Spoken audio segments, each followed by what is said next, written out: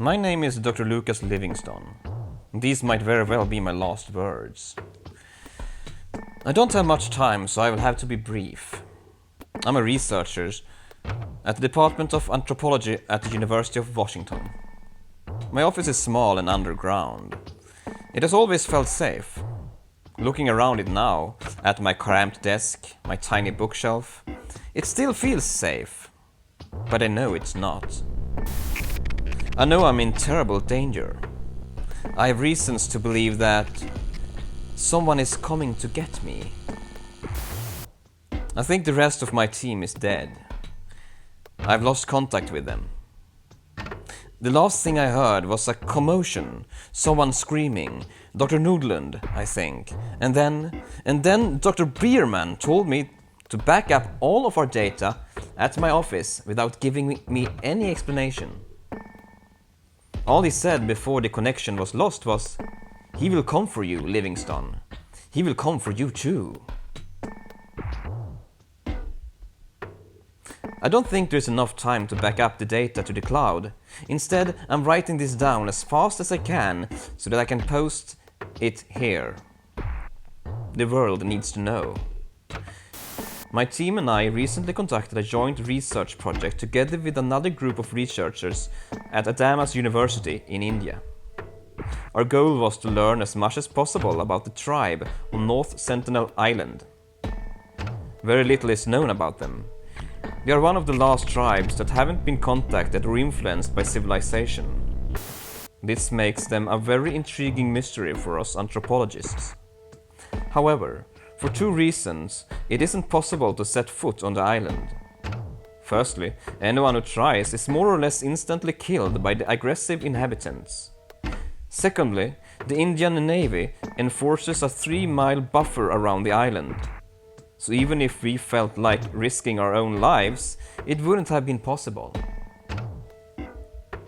To be able to study the inhabitants without any risk to us or them, we decided to make use of modern technology. It all looked good on paper, and after a few discussions with the board of my university and, later, the Indian government, the project was greenlit. We were going to land a drone on the North Sentinel Island. It wasn't an ordinary drone, however. It was more like a probe. It was actually constructed by 3 former NASA engineers that had worked on different Mars landers in the past. This project wasn't as advanced or expensive, but it still took 2 years to build the equipment. I don't have time to go into the technical details, but the drone was made to be silent and to resemble a rock. The instruments, different detectors and recording devices were well hidden within the device. The rotors would let go of the drone mid-air and fly away while the drone would land near one of the inhabitants' campsites. Heat detectors and night vision were used to help us find the people on the island. My team and the Indian researchers launched the drone from a boat near the north coast of the island. It had to be done in the middle of the night to avoid the drone being detected from the ground. I was the only one who wasn't at the location. I was responsible for managing the data stream at the University of Washington. Still, it felt just like I was there while I watched the live footage from the drone. I sat in my office, eating some snacks, while the silent drone flew into the night. At first, I didn't see anything on the screens, but then green spots appeared in the darkness. It was people detected by the night vision. It looked like they were all sleeping. I immediately took notes. A few moments later, the drone landed on the island. I turned up the volume on my computer. The rest of my team were ecstatic. They cheered and congratulated each other. All systems indicated that everything had gone well. Nothing more could be done now, not until daylight. I said to my colleagues that I wished I were there with them. The next day, I changed my mind about that. The drone landed at a perfect spot very close to the settlement that we had seen from above. The inhabitants on the island didn't notice the probe at all. To them, it was nothing more than a rock on the ground. We had a lot of knowledge about nearby tribes, and in the beginning, the Sentinelese acted very similarly to them. One of the things we were most curious about was their language. We wanted to know if it was related to the language spoken by the tribe closest to them, or if it was completely unique. We hoped that the former would be true, since it would make it possible to translate some of what they said. Everything was going great, and we got some fascinating insights.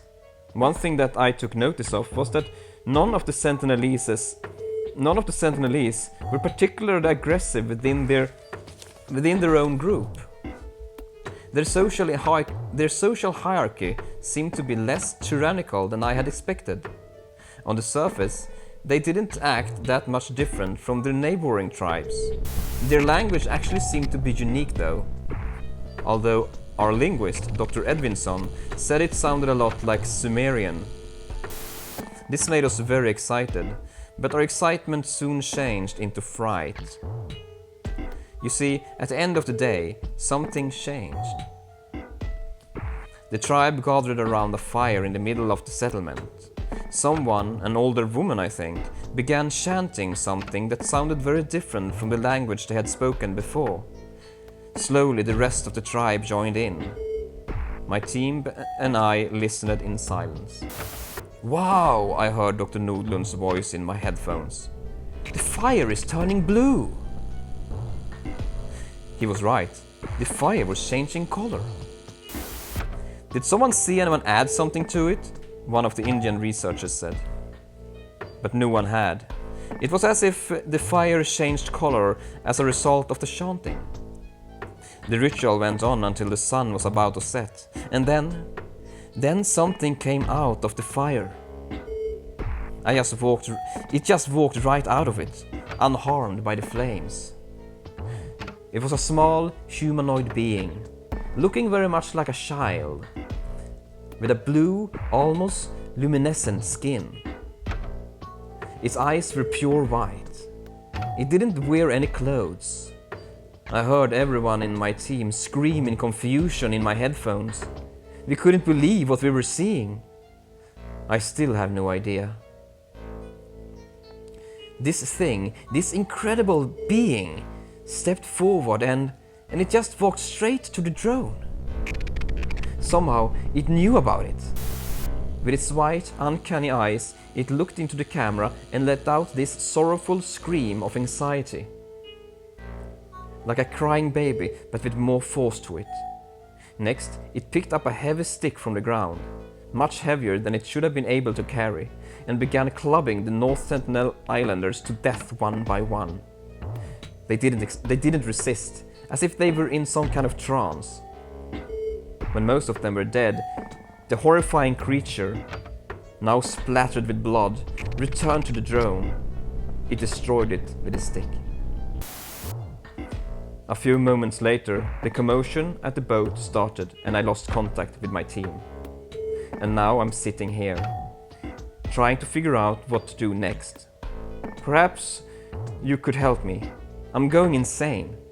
I'm hearing a childlike voice inside of my mind, saying my name. It began as a faint whisper, but it's getting stronger and stronger. Soon it will turn into a scream. Perhaps it's that thing. Perhaps it's that thing getting closer. I need to get away from here. I need to get as far away from here as possible.